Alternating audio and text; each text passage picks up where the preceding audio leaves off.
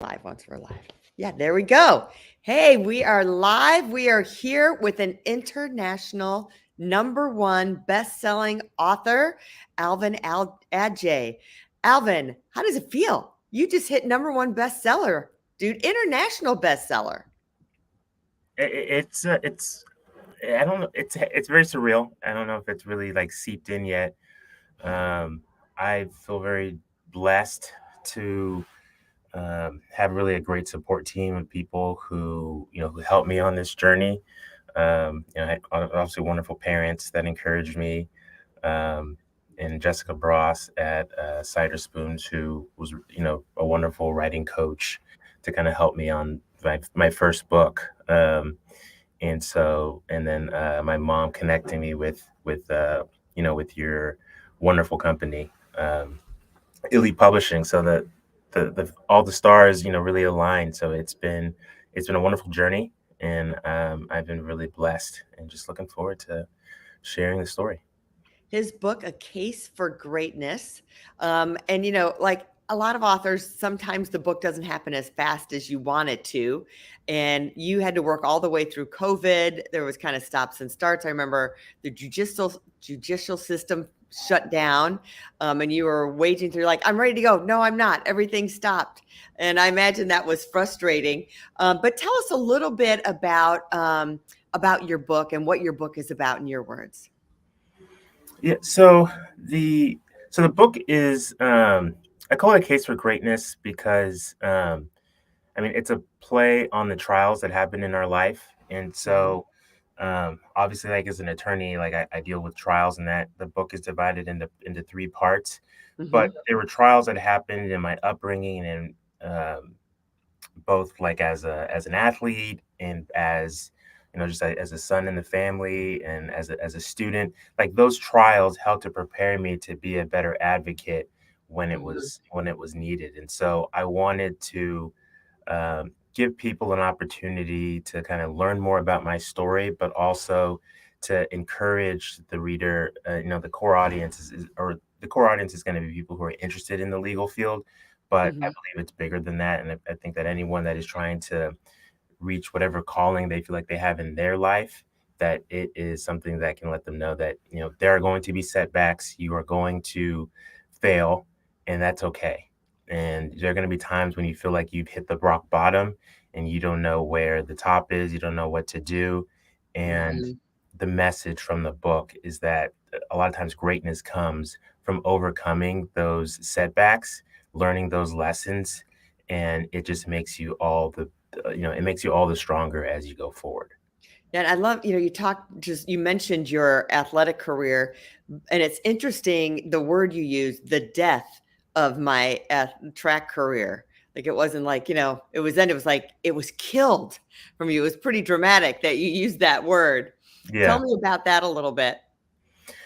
Yeah, so I think that for I'll say that for myself, but I think that for a lot of young men, being an athlete is a part of your identity. Hmm. And you hold on to it probably a little longer than you probably should have. I mean, with hindsight, I can say like I probably, you know, I was probably like a year behind in realizing like I probably wasn't going to make it to the level that I'd hoped that I was going to make it Hmm. at. Um, and but it was a part of my identity, because when I was in high school, I was, I was a good student. I was really good. I was a talented student, Yeah. but I felt like what helped to make me or set me apart was that I was able to be a good student and a really good athlete. And it helped me be in circles that I probably wouldn't have been in at Hmm. going to really big public school. So the way that it felt like it kind of happened is that, I've always been a pretty driven person, and you read about it in the book, but when I'm in college and I'm about to do this race, like I'd put so much pressure on myself and was so excited about finally, like, I'm a Hmm. D1 athlete. I have the uniform on. I'm going to show all these people what Alvin from Texas can do.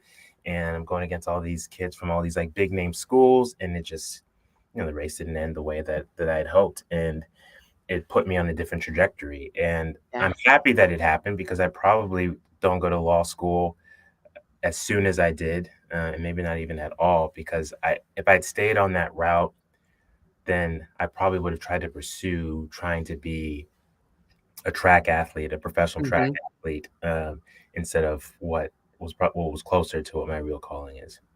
And it's interesting in life, we do sometimes have to redefine our identities. It takes us somewhere. And I love that about your book that you really point out that, hey, you have to redefine yourself at different points and don't get sucked in and feel bad, but pick yourself up and really move to what is next for you. And looking at, like you say, well, maybe it was just the people that I met and the things and the discipline I learned from my athletic journey that's now taken me and I've applied to my law career.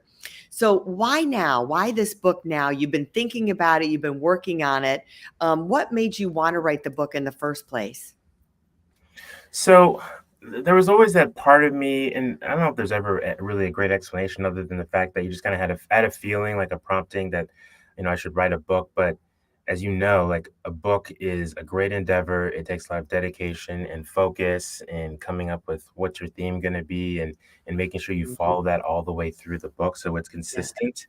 And I had a mentor that was encouraging me to she was encouraging me in a lot of things, but she was encouraging me at the time I was at the district attorney's office and I was enjoying my time there. And the conventional wisdom was that I needed to be there for 5 Hmm. years.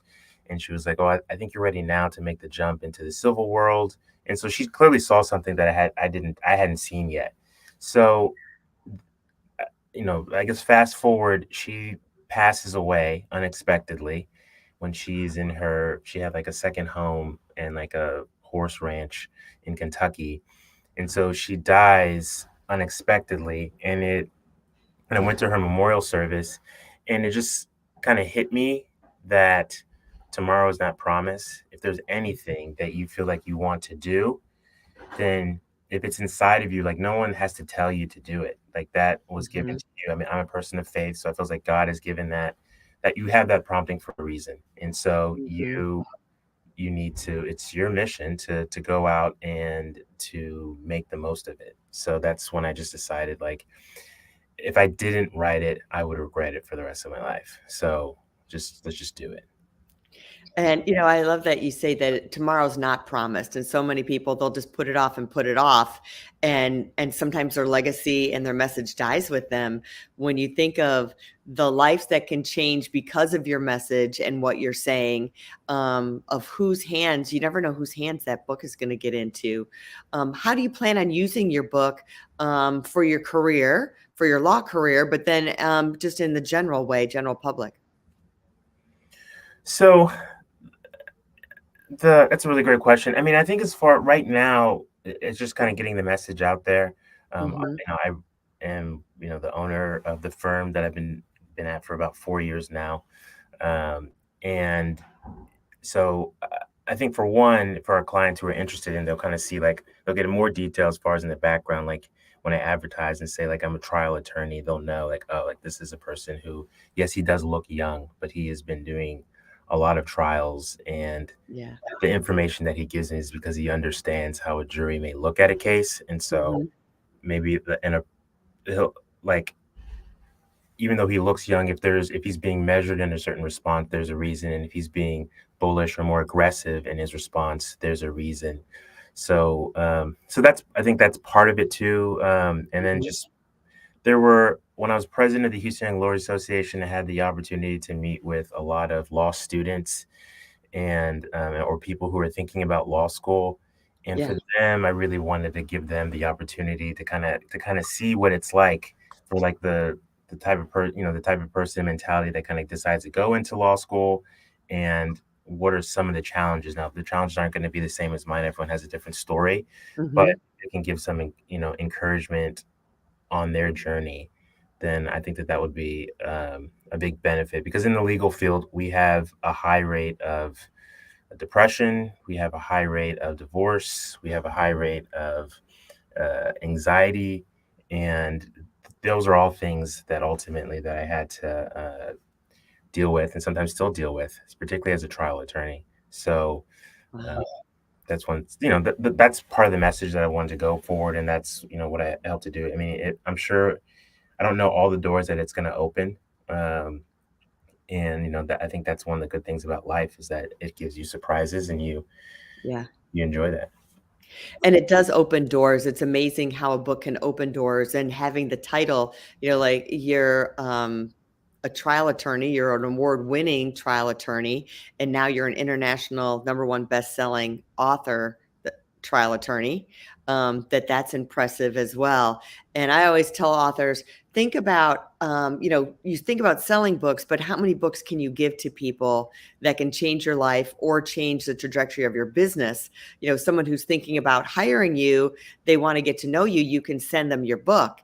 And intimately, they have this intimate relationship with you because they know your backstory, they know what you've been through, and they're like, yeah, I like this guy.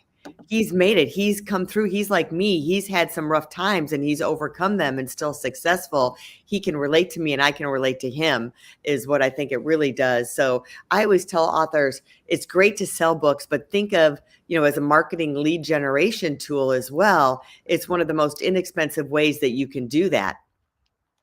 Oh, where did Alvin go? Not sure what happened to him. So we'll have to work on the tech, but that is, really true. For your book now becomes a marketing tool for you, not just to give it away and get it in the hands of prospective clients.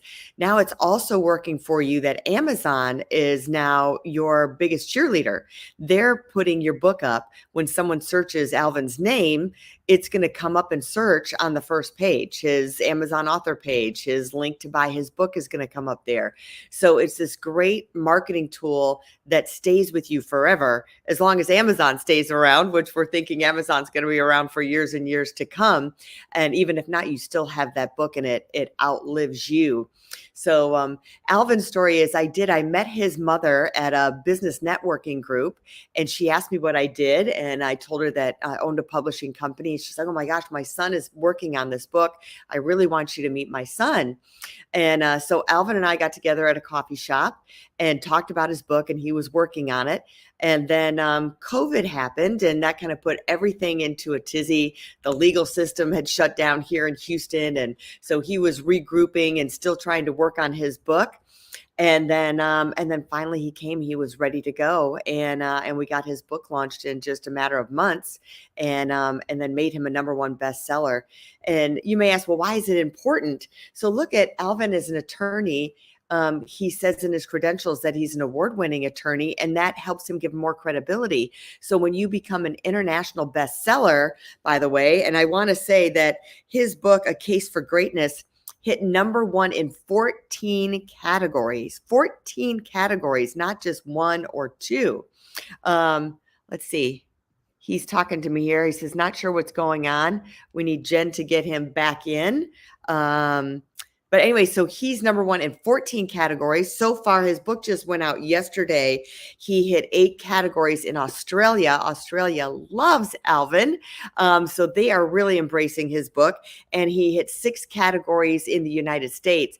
Plus, on top of that, he hit multiple categories in the hot new releases. So A Case for Greatness. We want to make sure you pick that book up today on Amazon. I think Jen will put the link in there. There's the trailer video. You can take a look. We'll run that. It's coming up. And make sure you get the book. And you can check Alvin out on his replay here, and share this video with other people. So go ahead, Jen, and go ahead and run the video, and they can see the book trailer video, and you can get a real concept of what the book is about.